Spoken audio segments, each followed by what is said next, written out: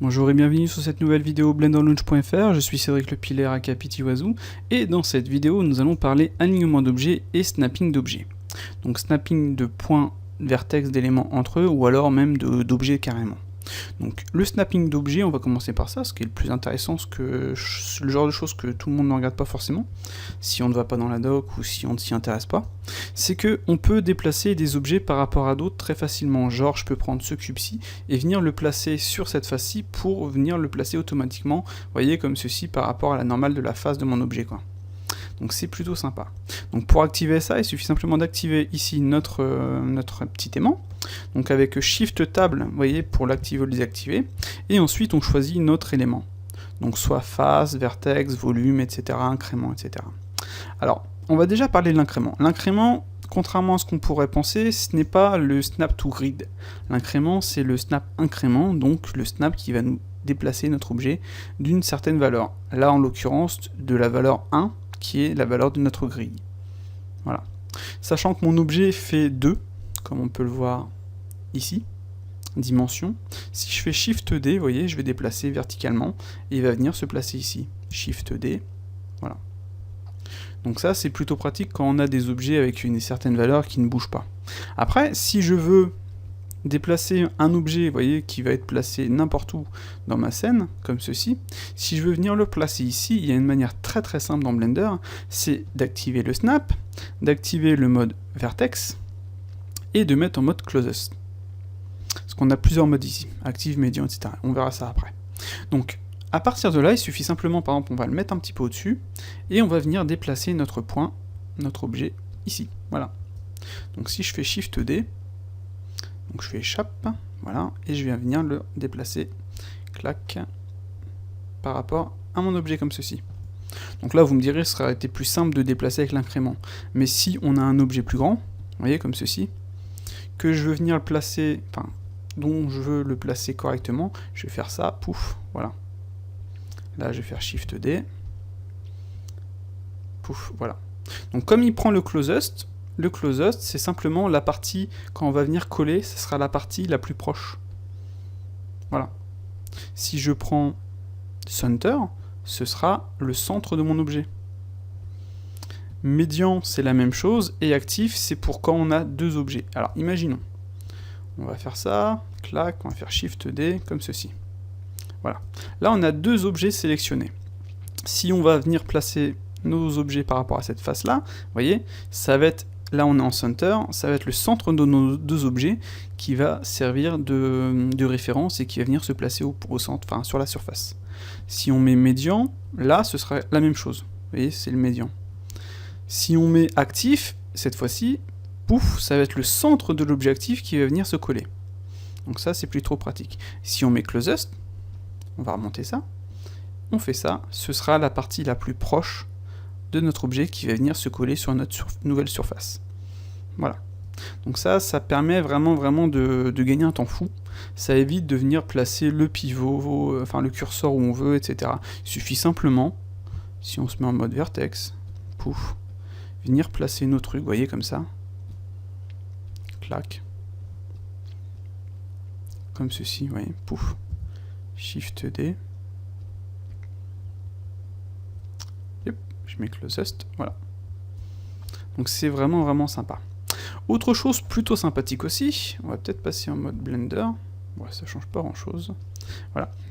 C'est que quand on va déplacer nos objets par rapport à une face, vous voyez, là je le déplace par rapport à une face, on peut lui dire, là il est en mode closest, on peut lui dire prends l'orientation de cette face en cochant cette petite icône-ci. Donc si je fais ça, vous voyez, pouf, il va venir se placer sur ma surface en prenant l'orientation de cette surface. Et si je me mets, vous voyez, en local, on voit que par la suite, je peux déplacer mon objet par rapport à ces axes qui sont en local. Donc ça, c'est vraiment quelque chose de sympa, franchement. Moi, j'aime beaucoup et je m'en servais pas, et maintenant je m'en sers tout le temps. Vous voyez, clac, clac, clac. C'est plutôt pratique. Donc là, vous voyez, on est en mode face, vertex. Voilà.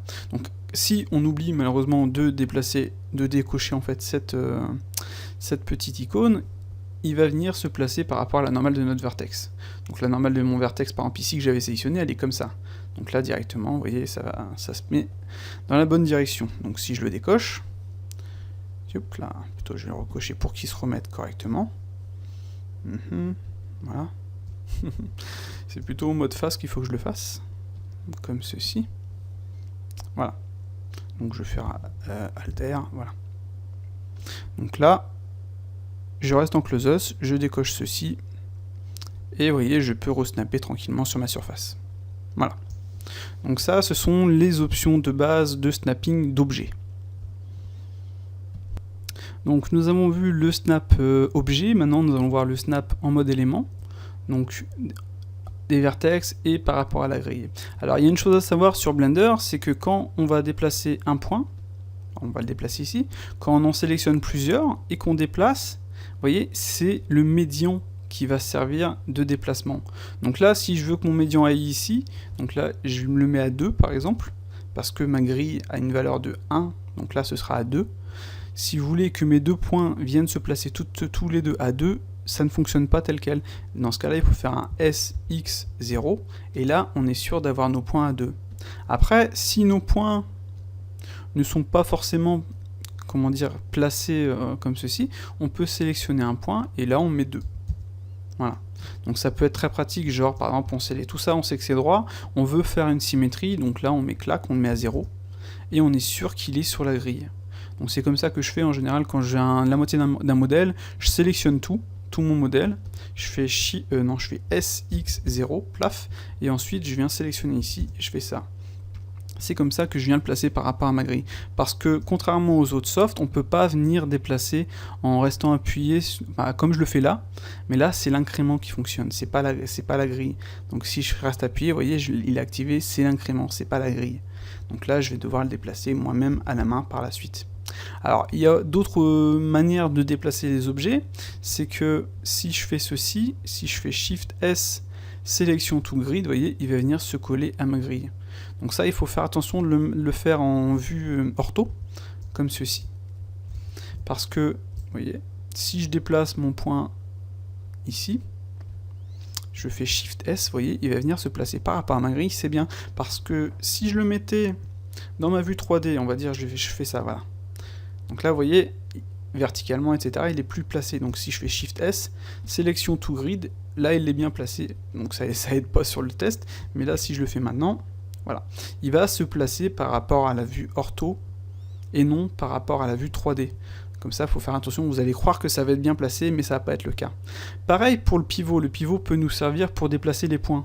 Genre, je peux mettre mon pivot ici, vous voyez, dans la vue 3D, je pensais l'avoir bien placé, mais au final, il n'est pas placé du tout. Je le remets là, bah non, c'est pas bon encore. Donc au fur et à mesure, ça se rapproche, mais c'est pas ça.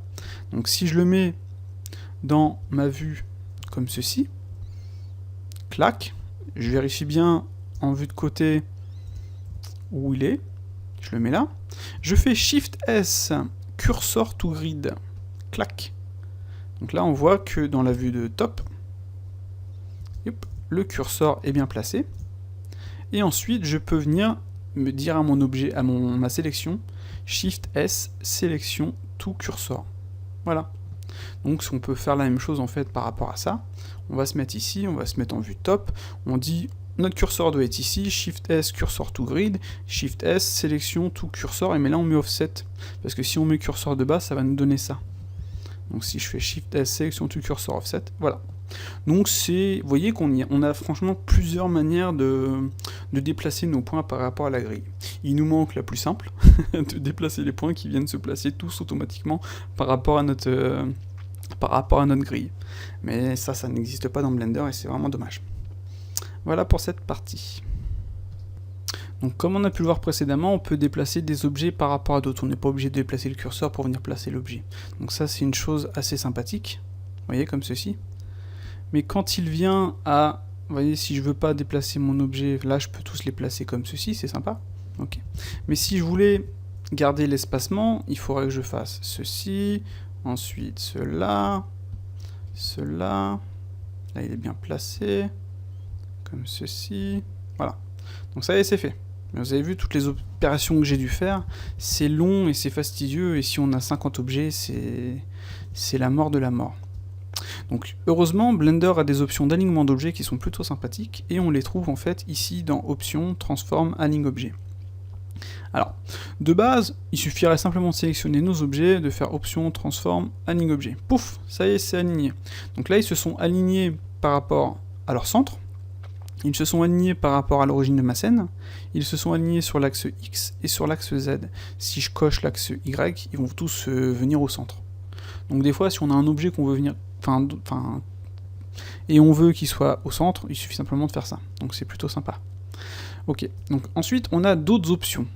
On a Positive Side, Center, Negative Side.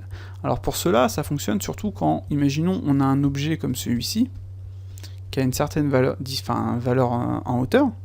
Nos objets sont déplacés n'importe comment, on va désactiver le snap. On va tous les aligner par rapport à cet objet-ci en Positive Side. Donc on va sélectionner notre objet final, enfin notre objet actif en dernier, bien entendu. On va faire Option, Transform, Aligne Objet.